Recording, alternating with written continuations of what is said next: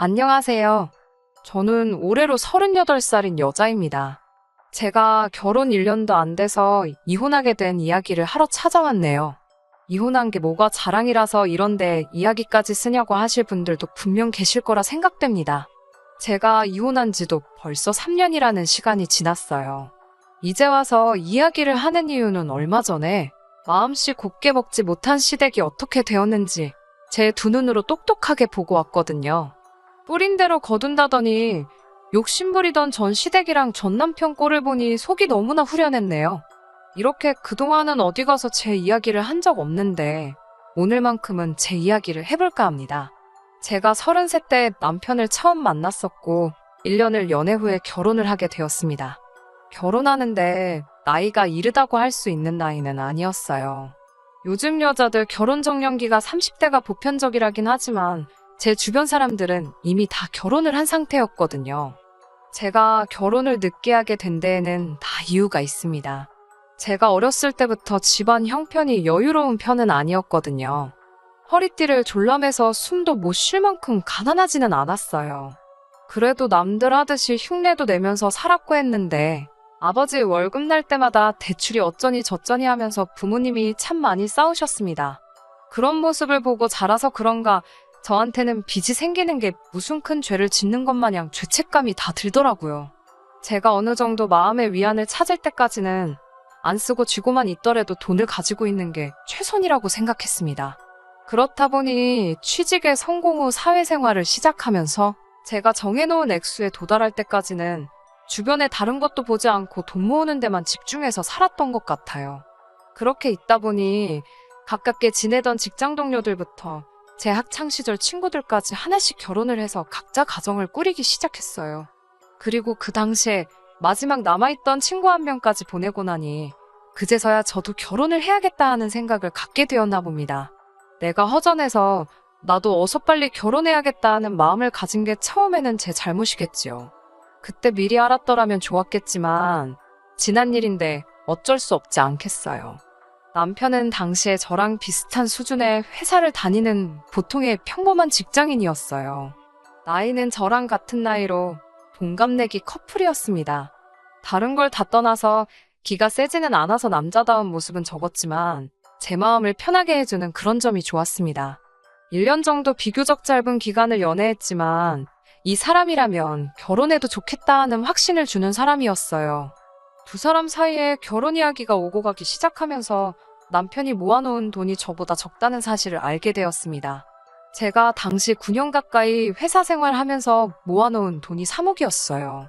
갖고 싶은 거 먹고 싶은 거 참아가며 한 달에 250에서 300 사이로 꼬박 저금해서 모아놓은 돈입니다. 남편이 저보다 돈을 많이 모았을 거라고는 당연히 생각하지 않았어요. 제가 그 돈을 어떻게 모았는지는 세상 그 누구보다 제 자신이 잘 알고 있었으니까요. 정말 먹을 거 안 먹고 쓸 돈 안 쓰고 악착같이 모았던 돈이니 당연히 그럴 수밖에 없다고 생각합니다. 게다가 남편은 저처럼 대학 졸업 후 바로 취직한 것도 아니고 군대도 다녀왔어야 했고 취직하는데도 준비가 더 필요했으니 경력만 따져도 저보다 짧았으니까요. 그렇다고 남편이 돈을 펑펑 쓰는 스타일은 아니었어요.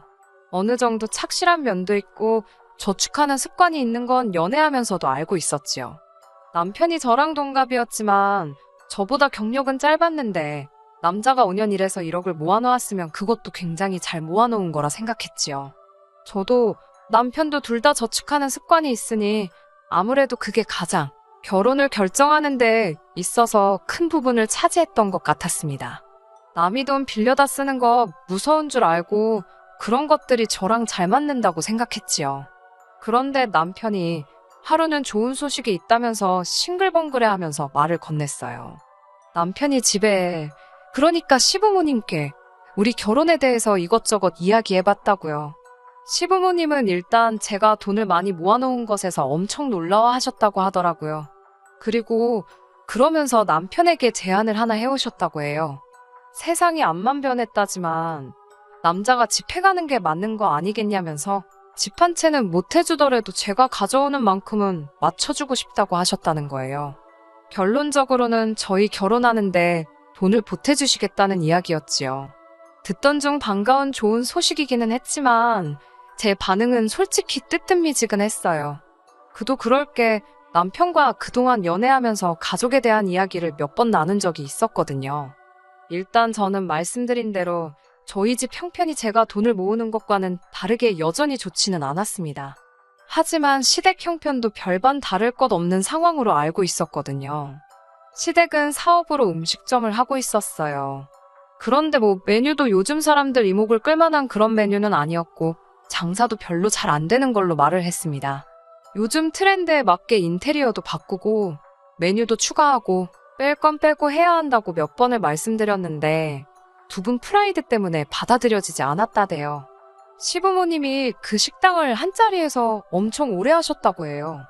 그래도 왕년에는 줄 서 있는 게 끝이 안 보일 정도로 인기가 많았던 맛집이라고 하더라고요. 그나마 그때는 돈을 쓸 시간이 없어서 모을 수밖에 없다고 할 정도로 엄청 벌었었다고.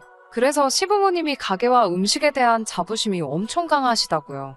그런데 그거야 그때 그 시절 이야기고 지금은 경쟁도 워낙 세지고 그러다 보니 그냥 몇 명 단골 장사하는 것 외에는 파리만 날리고 있다는 걸로 알고 있었거든요.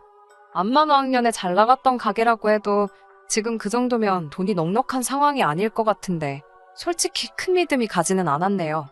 당시 남편이 모아놓은 돈하고 제 돈의 차익만 계산해봐도 2억이라는 큰 액수였는데 그냥 해주시기에는 그 금액이 결코 적은 돈이 아니잖아요. 좋은 소식이기는 했지만 저도 집에서 지원받는 거 하나 없는 상황인데 큰 기대는 안 하기로 했었습니다. 그런데 아니나 다를까 역시나 그걸 돈으로 주신다는 소리가 아니었네요. 결혼 준비하면서 시어머니와 남편 같이 해서 식사를 하게 되는 자리가 있었어요. 남편한테 들은 말이 있었으니 일단 돈을 해주시기로 하셨다는 말을 들었다고 감사하다는 말을 제가 먼저 꺼내게 되었습니다. 그런데 시모가 마치 제가 말을 잘 꺼냈다 하는 듯한 느낌으로 입을 여시더라고요. 처음 했던 말과는 다르게 그게 돈이 어디 묶여 있어서 당장 돈을 해주기는 힘들 것 같다고 하시더라고요.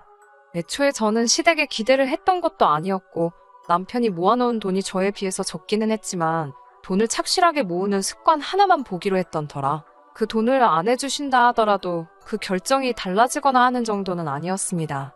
그래서 어머님께는 그런 건 걱정 안 하셔도 된다고 했는데 그게 아니라고 하시면서 자기가 돈은 꼭 해주려고 한다고 계속 강조하시더라고요. 당신이 꼭 그렇게 하겠다는 몇 가지 이유를 대는데 사실 제 귀에는 썩 와닿지 않았어요.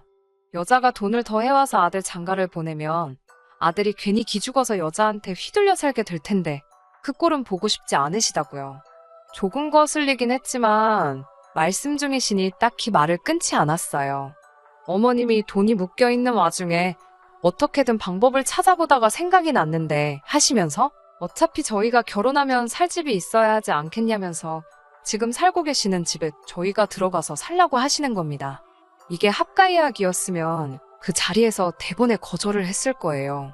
그런데 어머님 말씀이 저희가 결혼하면서 집은 증여를 해주고 저희 돈을 가지고 당신들은 새로 살 집을 구하신다는 말이었지요.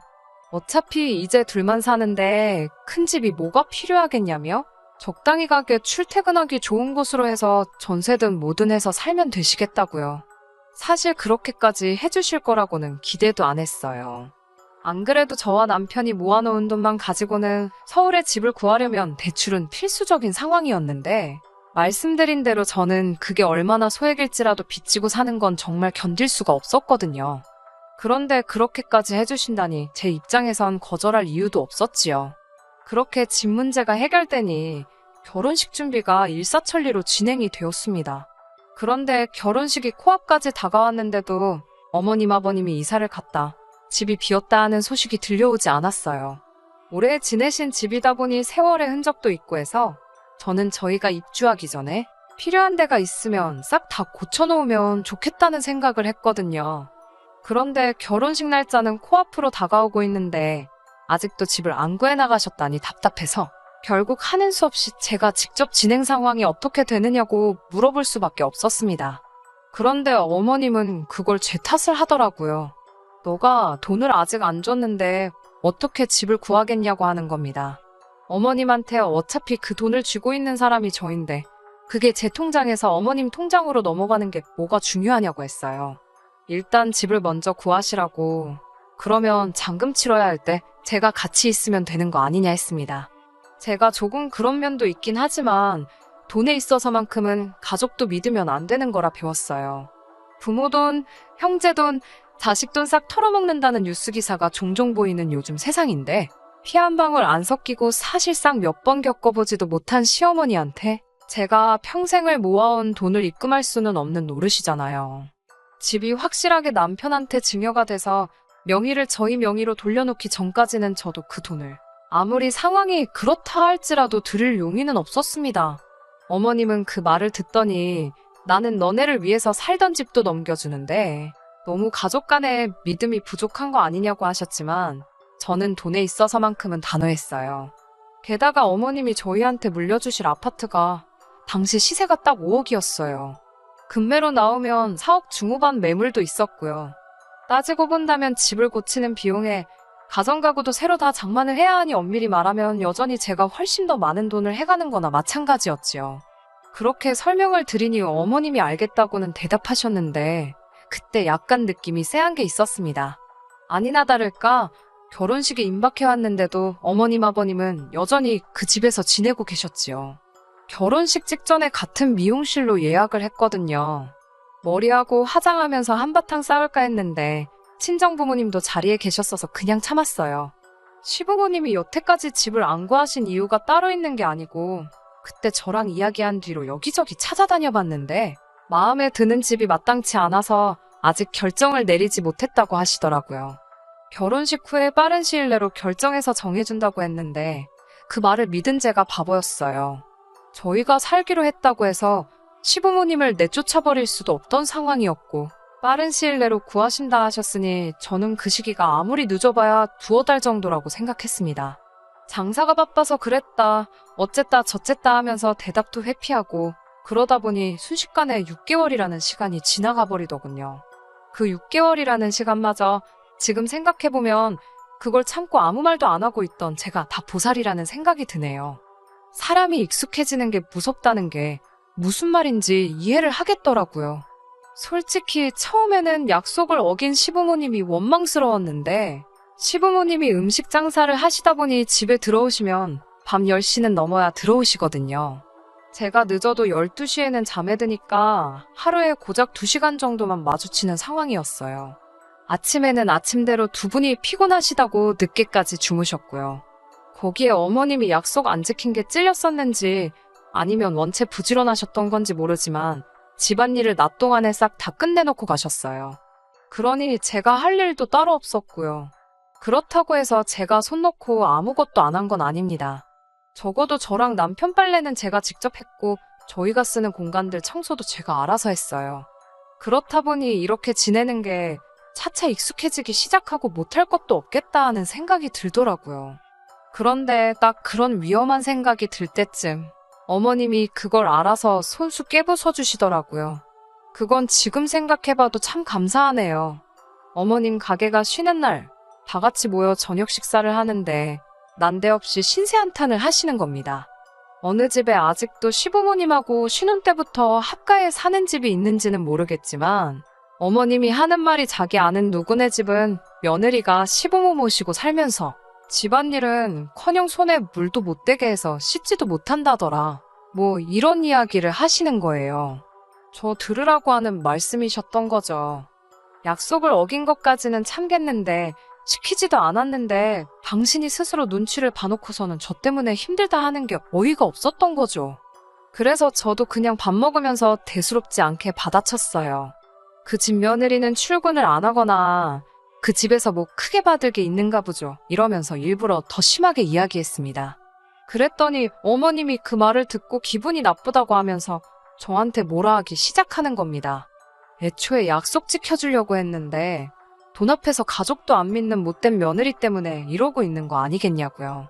다 제가 자초한 일인데 말을 그렇게 버르장머리 없이 하느냐며 저한테 뭐라고 하는 겁니다. 저도 어른 상대로 잘한 건 없지만 그래도 여태껏 아닌 척 보내온 시간도 있고 이대로도 살면 살겠다고 괜찮다 생각했던 제 자신에게 화가 나서 결국엔 같이 언성이 높아지게 되었습니다. 애초에 집 안 해줘도 남편하고 결혼할 생각이었는데 이젠 결혼할 때 돈까지 더 들고 와가지고 매달 돈까지 벌면서 이젠 시집살이 식모노릇도 해야 되게 생겼다면서 제가 뭔 꼴을 보자고 이러는지 모르겠다고 했습니다. 남편이 허둥지둥대면서 저를 말리긴 했지만 그간 희미해져서 기억 못하고 있던 마음속 쌓여있던 앙금이 한 번에 터져나오는 듯 했어요. 그냥 이 꼴 저 꼴 다 보고 싶지도 않고 이거 내가 잘했네, 네가 잘했네 따지고 있다간 끝도 나지 않겠다 싶어서 그냥 집 주실 필요 없다고 저희가 나가 살겠다고 했습니다.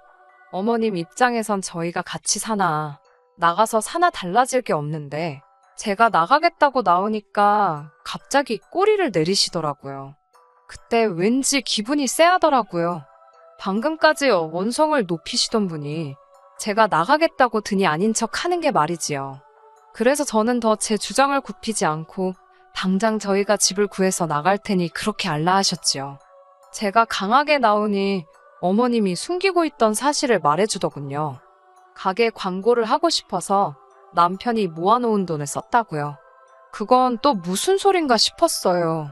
집 구할 때 계약금으로 써야 한다고 가져간 돈인데 그 돈으로 가게 홍보를 했다니까요.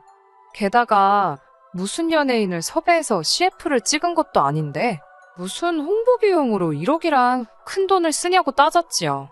그러니 하는 말이 하는 김에 가게 인테리어도 좀 손보고 시설도 바꾸고 아무튼 돈을 다 써버렸다고 하는 겁니다. 어이가 없어서 당장 그 돈 돌려내라고 했어요. 그랬더니 이번에는 남편이 가세해서 한마디 하더라고요. 저는 부모님이 지가 그렇게 고생해서 번 돈을 그런 허튼 데다가 다 날려먹었으니 저랑 같이 화를 낼 줄 알았는데 남편이 팔이 안으로 굽었는지 부모님 편을 드는 겁니다. 그 돈 자기가 들인 거나 마찬가지라고요. 자기가 생각한 대로 요즘 트렌드 맞춰서 인테리어도 바꾸고 광고도 하고 하면 다시 예전처럼 장사가 잘 될 거라나요. 그러니 시부모님도 그 틈을 놓치지 않고 저한테 당신들이 얼마나 잘 나갔는지 아냐고 왕년에 돈 좀 만지던 시절 이야기를 하시더라고요.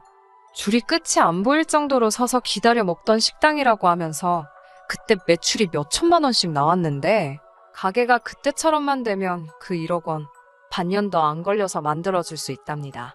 그러면 니들도 회사 다닐 게 아니라 이 집에서 같이 살면서 당신들 도와 식당 일을 도와야 하게 될 거라고요. 가족 사업이니까 인건비는 계산도 안 하고 하는 말인 거죠. 인테리어 바꾸고 그깟 홍보 좀 했다고 뭐 크게 바뀔 게 있나 싶냐고. 그런 거는 모르겠고 돈 많이 버시라고. 아무튼 저희는 나가야겠으니 하루빨리 남편 돈도 다시 만들어서 돌려달라고 했어요.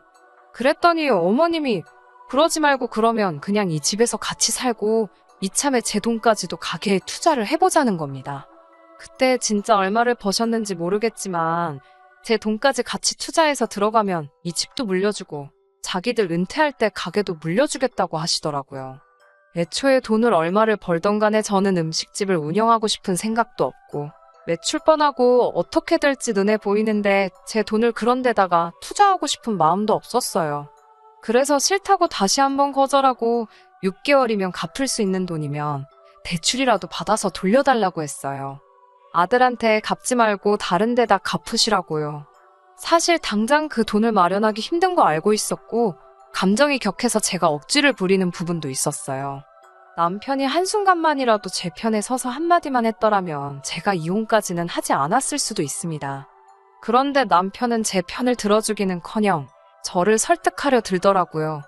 생각해보면 남는 장사라고 하면서 사실 시부모님이 가게가 잘 될 때 시설 투자도 안 하고 영원히 잘 될 거라 생각해서 지금 저렇게 된 거지. 음식도 맛있고 자기가 운영에 조금만 개입하면 떼돈을 벌 테고 집이며 가게며 물려받게 되면 우리가 남는 장사라고 하는 거예요. 지가 뭐가 그렇게 잘나서 다 망해가는 가게를 살린다는 건지. 백 선생님이 오셔도 안 될 것 같은데 무슨 수로 네가 그걸 해내겠냐고. 헛소리 말고 네 돈 받아내라고. 아니면 그냥 나는 여기서 빠져주겠다고 했습니다. 그리고 결국 그렇게 이혼하게 되었네요. 그게 3년 전 이야기예요. 남편은 두고 보라고 하면서 땅을 치고 후회해주겠다 하면서 결국 저를 두고 자기 가족 편을 들더군요. 참 충격적이었어요. 6개월이라는 그 짧은 시간에 내가 연애하고 결혼을 결심하게 만든 그 사람이 맞는가 싶을 정도로 돌변할 수 있다는 사실이 말입니다. 짧은 결혼 생활을 뒤로하고 이혼을 하게 되었고 숙려기간 중이었습니다. 우연히 TV를 보다가 정말 보기 싫은 얼굴을 보게 되었습니다. 남편이었어요. 부모님한테 식당을 물려받으려고 회사까지 그만두고 일에 뛰어들었다니 어쨌다니 하면서 인터뷰를 하고 있더라고요. 정보 채널처럼 보이지만 돈만 내면 홍보를 시켜주는 그런 프로그램 있잖아요. 거기에 나와서 그러고 있는 거예요. 그러고 몇 주 정도 또 있고 지내고 있는데 이번엔 전 남편한테 연락이 왔습니다. 가게가 너무 잘 돼서 죽겠다고 하면서 사진을 보내더라고요. 가게에는 사람이 정말 가득 차 있고 정신없이 바빠 보였어요. 그러면서 이번에 저보고 다시 숙이고 들어오면 지난 일은 잊고 다시 같이 살겠다고 자신있게 이야기하더군요.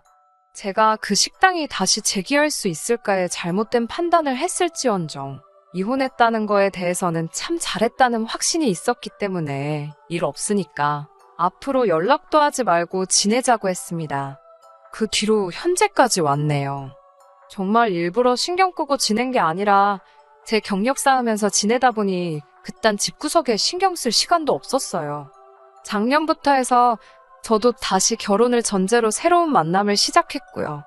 대인 게 있으니 그 사람의 됨됨이를 보면서 그 가족들과도 시간을 보내고 있어요. 자기 자식보다는 당연히 제가 덜 이쁘겠지만 다행히도 전시부모 같은 사람들도 아니고 제가 한번 다녀왔다고 해서 이상한 색안경을 끼고 봐주지도 않은 좋은 사람들입니다. 아무튼 우연찮게 데이트를 하다가 시부모가 식당을 하던 곳 근처에 들렀던 적이 있어요.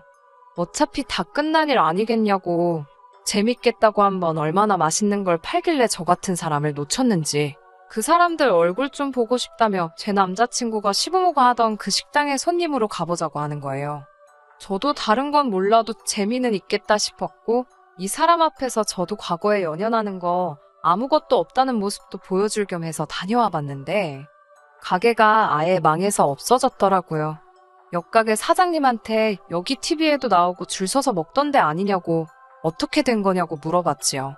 음식이 기똥차게 맛있는 것도 아니고 그냥 먹을 만한 정도였는데 그 큰 돈을 들여서 공사를 하고 홍보를 하고 하니까 사람들이 한 번씩은 와본 거 아니겠냐고 하더라고요. 그리고 문제는 그게 다였다고요. 요즘 손님들도 입맛이 귀신 같아서 한 번 먹어보고 아니면 아닌 거 따간다고 그러니까 반짝 장사 좀 잘 되다가 손님이 끊어져 버렸다고 하더라고요. 그러다가 작년 재작년 때 코로나로 직격탄을 맞으면서 아예 망해버렸다대요. 워낙에 이 동네 자체가 그 당시에 피해도 많이 봤는데 거기는 홍보비에 들어간 돈이 회수가 안 되고 물 들어올 때 노젓는다고 그때 벌었던 돈들도 다 재투자를 했다나 봐요. 그래서 결국 견디지 못하고 가게는 망해 없어져 버리고 말았다네요. 듣자 하니 전 남편은 재취업을 하기에는 경력도 애매하고 나이는 또 많아서 새 직장 구하다가 어디서 아르바이트 같은 거 하면서 돈을 벌고 있다나 봐요. 시부모님은 가게 살려보겠다고 집을 담보로 대출까지 끌어다 쓴 듯 하더라고요. 솔직히 그러면 안 되는데 뿌린 대로 거둔다고 약속까지 어겨가며 남이 돈 노리던 사람들의 말로가 저렇다니 그게 너무 통쾌하고 속이 시원해서 저도 모르게 사람들 보는 앞에서 망한 가게를 보고 소리내면서 웃을 뻔했네요. 그 여운이 아직도 가시지 않아서 어떻게 보면 제 치부가 될 수도 있는 이혼 경험담이지만 이렇게 여러분들하고 같이 알고 싶어서 사연으로 보내봤습니다. 저도 앞으로 뿌린 대로 거둔다는 말을 깊이 새겨서 저렇게 업보를 되돌려받는 삶을 살지 않도록 조심해야 할 것 같네요. 끝까지 들어주셔서 감사합니다. 오늘의 사연은 여기까지입니다. 구독과 좋아요, 알람 설정 부탁드리고 더 좋은 사연으로 다시 찾아뵙겠습니다. 감사합니다.